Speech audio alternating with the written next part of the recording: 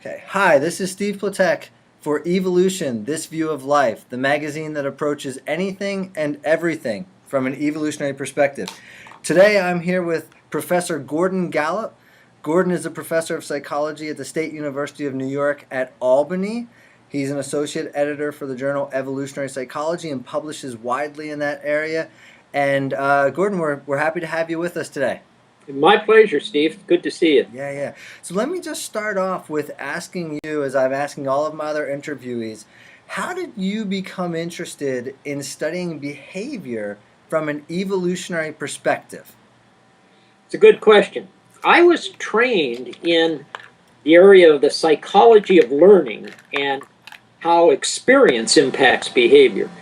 And it was only after I began to realize that what people learn may be subject to evolutionary kinds of constraints that I began to think about the impact of evolution on human behavior. And that really didn't develop much momentum until probably 5 or 10 years after I got my PhD.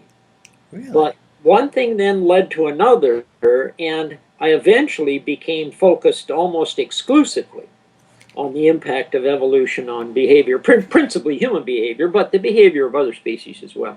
Okay. So my interest in evolution kind of evolved, so to speak. Of course. Is there one particular article, book, sort of seminal work that influenced you, that sort of flipped the switch for you? Probably Seligman's work on the biological boundaries of learning. The idea of prepared associations and contra-prepared associations, and how what organisms learn may not be, as many of the behaviorists argued, may not be simply a reflection of environmental input. Yeah. Contrary to Watson's claim that if you give me 3 healthy infants, I could give you a butcher, a baker, and a candlestick maker. Yeah. The evidence suggests, quite to the contrary, that what we learn may only occur within relatively narrow, genetically constrained, and sometimes predisposed corridors. Sure. An example of that would be Garcia's effect on conditioned taste aversion. Absolutely, as well as the development of phobias. Sure, absolutely. What people become phobic for appears to be a reflection of how people evolved. Yeah. Nobody that I know of has a hammer phobia, but in the process of learning to use hammers, we all experience a lot of aversive outcomes by way of hitting our thumbs, etc., etc. But contrary to classical conditioning theory, we don't develop hammer phobias. We can easily develop, however, spider phobias and snake phobias, even without ever having been bitten by either a spider or a snake. So it's about 180 degrees out of phase with what classical conditioning theory would predict. Yeah, absolutely. It's something I teach about in my evolutionary psychology class all the time. And what struck me as such an easy finding to understand, undergraduate psychology students have a hard time conceptualizing the idea that we have evolved a fear of spiders. And yet when I ask them how many of them are afraid of snakes or spiders, 99% of the hands in the class go up. Exactly. Yeah. Exactly. Now, speaking of I think the reason for that, is that evolution, the impact of evolution on behavior operates at a relatively unconscious level. Oh, yeah.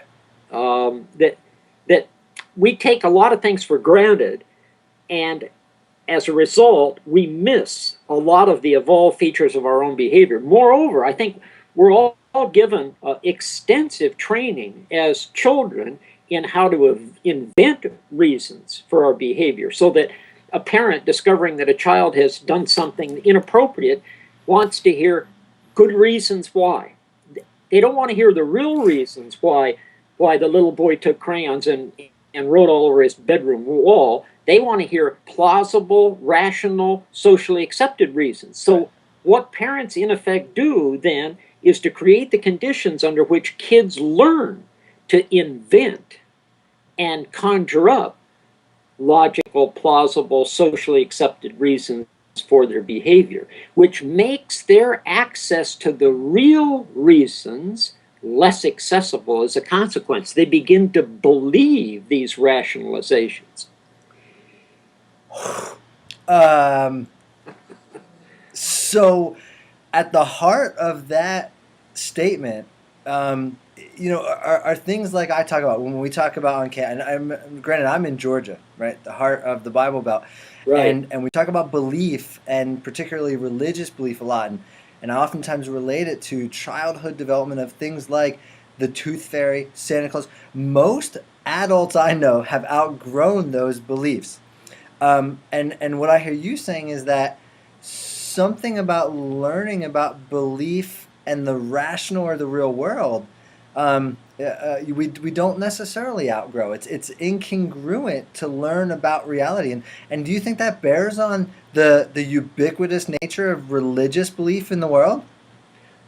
I think religion is firmly grounded in human evolutionary history. Absolutely. I think all religions represent codified fitness maximization strategies.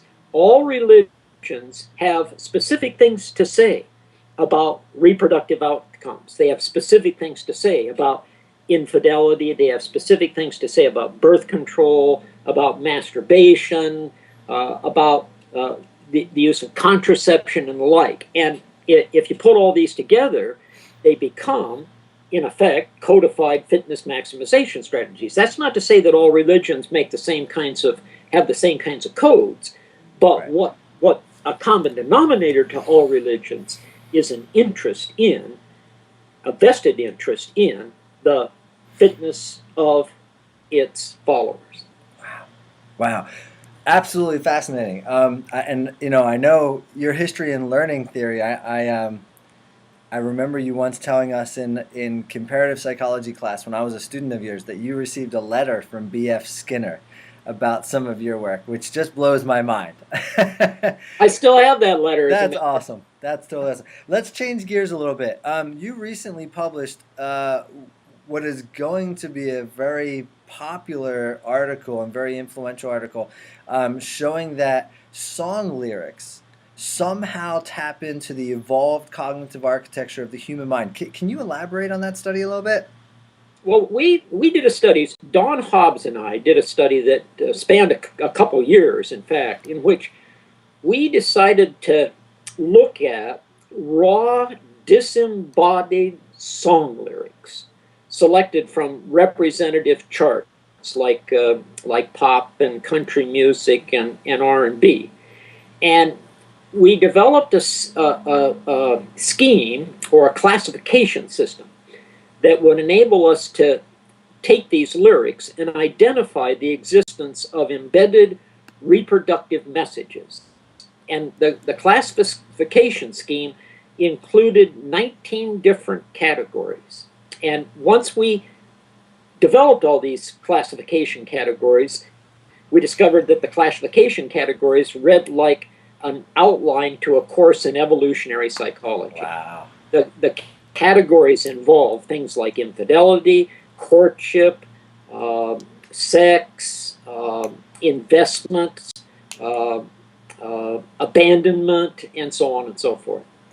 And what we discovered, among other things, was that songs that rise to the top of the charts have significantly more embedded reproductive messages than songs that don't rise to the top of the charts. We then extended this analysis back in time, including songs over the past 6 or 7 decades, and found the same frequency of embedded reproductive messages to see whether that was an enduring feature of song lyrics. We then went back and looked at opera aria and art songs extending back as long as over 500 years ago and found evidence for all of the same 19 categories in opera aria and art songs. So it's a very ubiquitous, enduring feature of human songs. Wow, wow, wow, wow, wow. So is that that's maybe an outcome of an evolved cognitive mechanism for communicating, or is it that those songs are popular because they tap into our evolved psychological drives? That is, if a song is about infidelity, that makes me more excited than a song about cars because it's tapping something about potential reproductive success. Exactly, because it's reproductively relevant. Awesome, And awesome. I think probably songs evolved in the context of courtship displays. And the what determines whether or not a song becomes popular nowadays is a reflection of whether that song contains embedded messages that tap into the architecture of the way the human brain processes reproductively relevant information.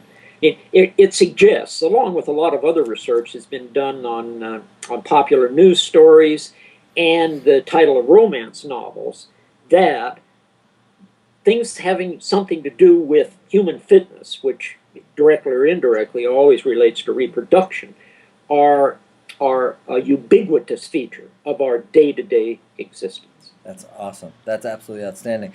Now, did you find any differences across genres with respect to the 19 fitness indicators? That is hip hop more representative of a certain set of fitness indicators that would be somehow, and I know this is controversial, but maybe somehow linked to a racial or cultural makeup relative to, say, country music or opera or something like that? Do you understand my question?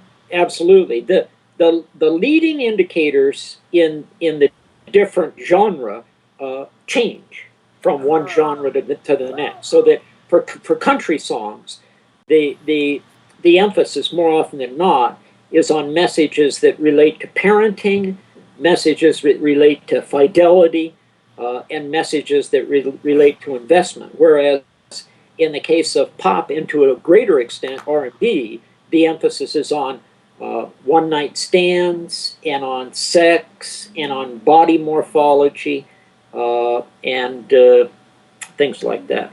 And do you think that's indicative or predictive? Um, uh, okay, so let's just assume that I'm in the dating game and I'm looking for a mate. I should look for a girl who listens to country music. Well, I think that people that listen to country music are the ones that drive the content of country music. In other words, the song lyrics are being subject to natural selection Yeah. based on an economic index. So those that contain lyrics that appeal to people that would otherwise buy country songs are going to prevail over those that contain lyrics that don't appeal to those people. And I suspect there are demographic, ethnic, cultural, and gender differences between people that prefer country or pop or R&B.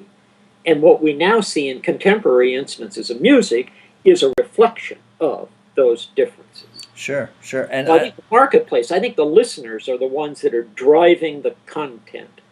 and the listeners are going to be driving content that they put a premium on, right? So somebody who buys country music, which I think you said is involved in parenting and fidelity, puts a premium on fidelity and parenting. That ought to be a good long term mate choice relative to somebody who rolls up listening to some R&B or hip hop, which, if your data suggests is involved in one night stands and sex, that might be better for one night stand or an extra pair copulation.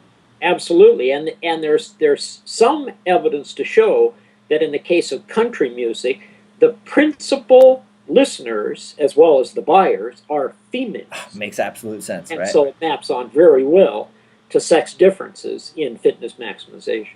Wow, wow, absolutely fascinating. Well, while we're talking about song lyrics, it's hard for me not to ask you about your research on voice and how your research on the honest biological signaling associated with voice might interact with song lyrics. I think that there are many dimensions of songs that impact listeners. What we looked at in this most recent study were the raw, disembodied, printed lyrics. But in addition to that, the sound of the singer's voice, as well as the gender of the singer and the intonation of the singer and other vocal but not verbal cues that can be used to index commitment and enthusiasm, probably also account for a lot of the variance in which songs become popular and which ones don't.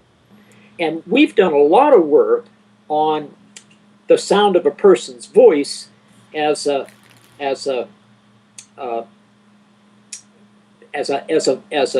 dimension that reflects on underlying biological features of that person. We've discovered, for example, that when students are asked to count from 1 to 10 into a microphone, when we record their voices and then have other students who don't know these students rate their voices, people with voices that are rated as attractive tend to be more bilaterally symmetrical than people who have voices that are rated as not attractive.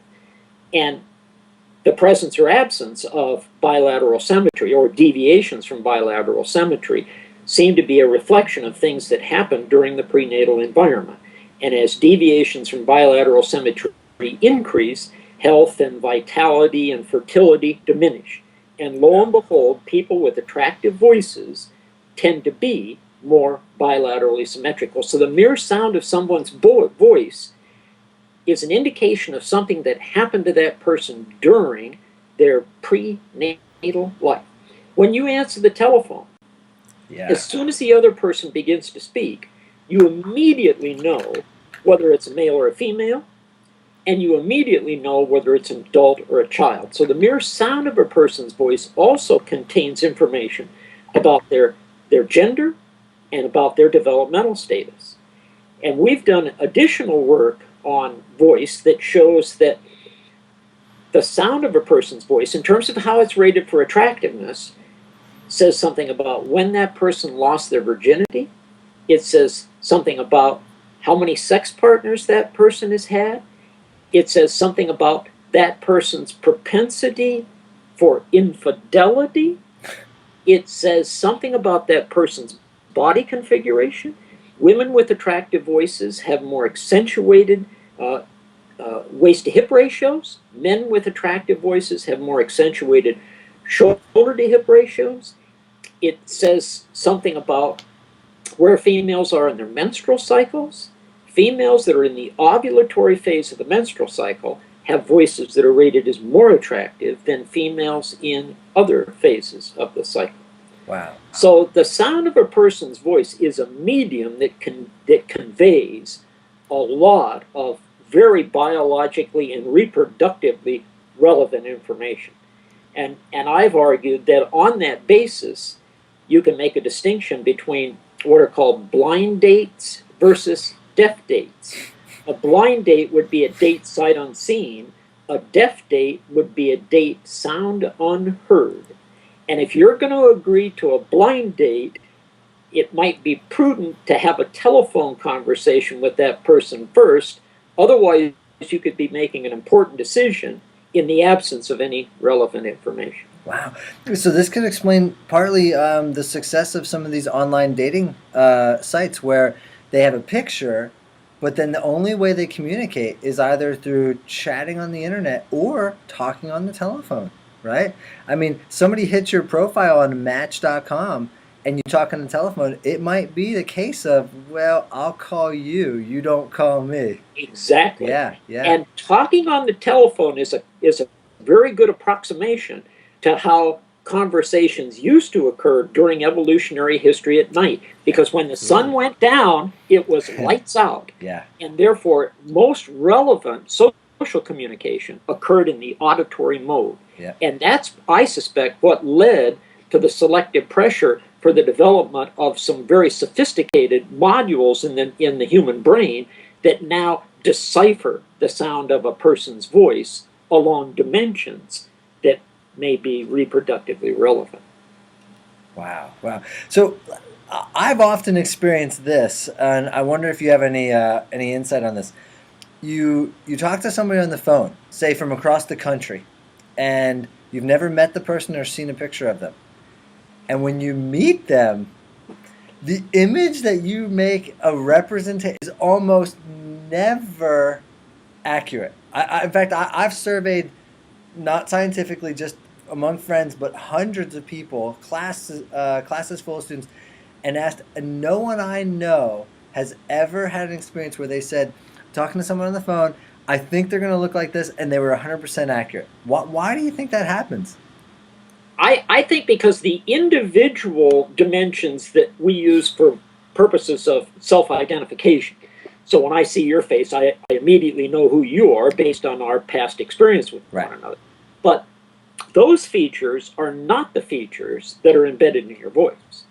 The features that are embedded in your voice involve things like body configuration, deviations from fluctuating asymmetry, or from bilateral symmetry, hormonal influences, even grip strength, even ratings of male voice attractiveness predict things like grip strength.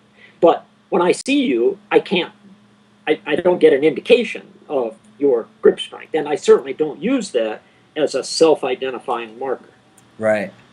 Wow, absolutely fascinating. All right, well, what else are you guys doing up there in Albany in terms of your ongoing research? Can you tell us a little bit about what you have going on? Well, we just finished a theoretical paper that appeared in Evolutionary Psychology on the evolution of descended scrotal testicles. Ooh, okay. You want to tell us a little bit about that? Yeah, I think that, well, let me give you a little background to set the stage for a discussion of descended scrotal testicles. It would be unthinkable for females to have evolved a strategy whereby ovaries descended through the body cavity out into an unprotected skin and very vulnerable sac. I mean, your gonads are of central, indeed primary importance to your fitness. Yeah, absolutely. And therefore, you would expect evolution to have operated to embed the gonads and protect the gonads. Therefore, descended scrotal testicles represent an anomalous evolutionary feature. Okay. And it turns out that any male with a little reflection can testify to the fact that testicles are very sensitive to temperature change.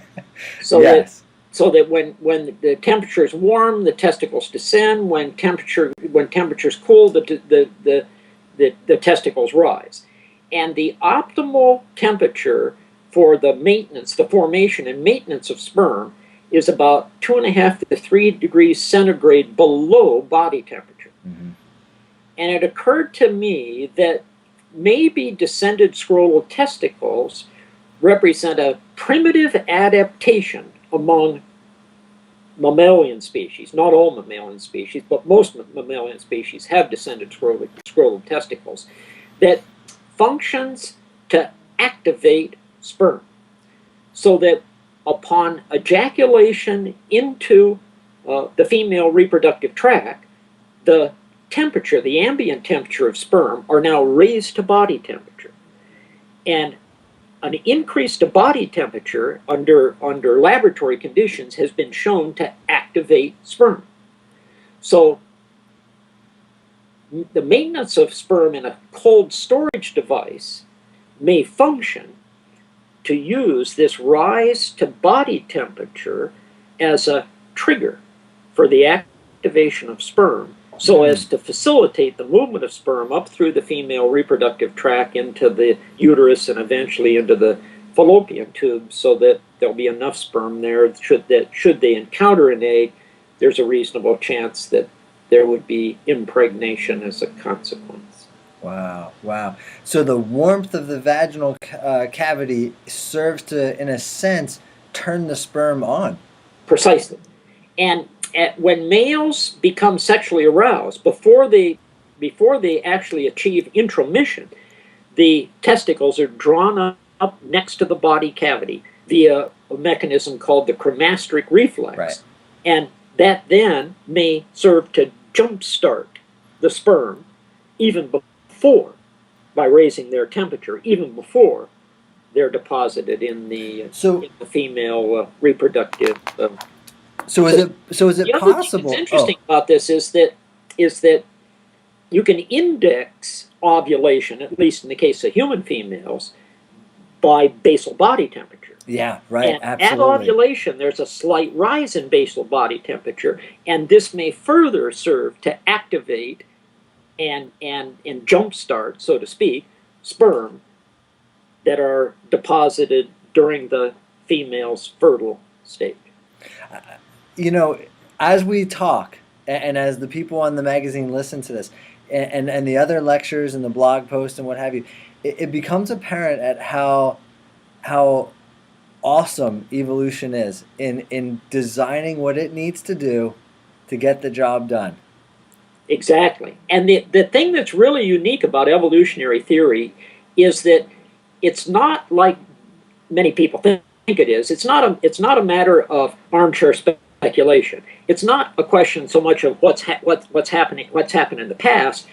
There's a contemporary component to evolution as well. Evolution isn't dead and buried. It's an ongoing process. So we can use evolutionary theory to make predictions about what people ought to do under certain conditions. So it becomes a matter of empirical testing and hypothesis testing. It becomes a central feature to behavioral science. Absolutely. Wow, fascinating. If we were going to apply it, and I just have one more question before I let you go here, could the increased rate of infertility be a product of this temperature regulation of the sperm? That is, if any part of that process is changed, that whether the female vaginal cavity can't maintain a certain temperature to activate the sperm or get too warm, or the reflex to draw the testicles close to the body during erection is broken.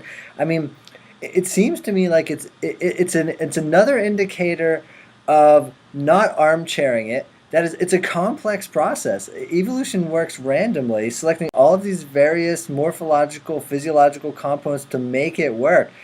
But it also opens up the gateway for lots of those things to be broken. Exactly. And climate change has the potential to have adverse effects on human fertility. Because when sperm rise to body temperature, there's a brief activation, but the activation effect, sperm are only viable for a matter of hours at body temperature. So if ambient temperature rises to body temperature or above, it's lethal for sperm. Whoa. So you would predict latitudinal changes? The incidence of infertility could be expected to decrease proportionately. Proportional to latitude. Well, and then there's going to be latitude effects as well. Jessica and I, as I think you know, wrote a paper a number of years ago in which we looked at cranial capacity. Absolutely. As a function of fossil evidence for changes in ambient temperature, and then also looked at cranial capacity among fossilized skulls as a function of displacement from the equator. And what we found was that as global temperatures got cooler, there were increases in cranial capacity. And the corresponding finding was that for any particular skull at any particular time, the location of that skull in terms of its displacement either to the north or south of the equator was correlated with the size of the skull.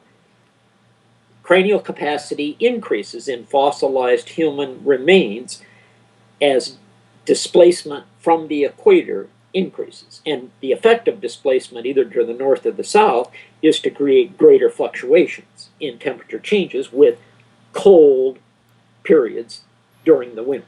Yeah. And and I love that. I love that study. I think it makes great intuitive sense, and the data fit perfectly. It's unfortunate that testicles don't fossilize. Well, neither do brains, but brains come encased in skulls that do. Testicles, however, are encased in scrota, and they don't. Yeah, yeah, They it's don't too bust. bad. Well, Gordon, I really appreciate your time talking to us. It's been great, and I will have your blog post up on the magazine in maybe a week or so. And it's been good talking to you. It's been good talking to you as well, Steve. You're one of my very best students, that's for sure. So it's been a real treat. Well, I appreciate that, Gordon.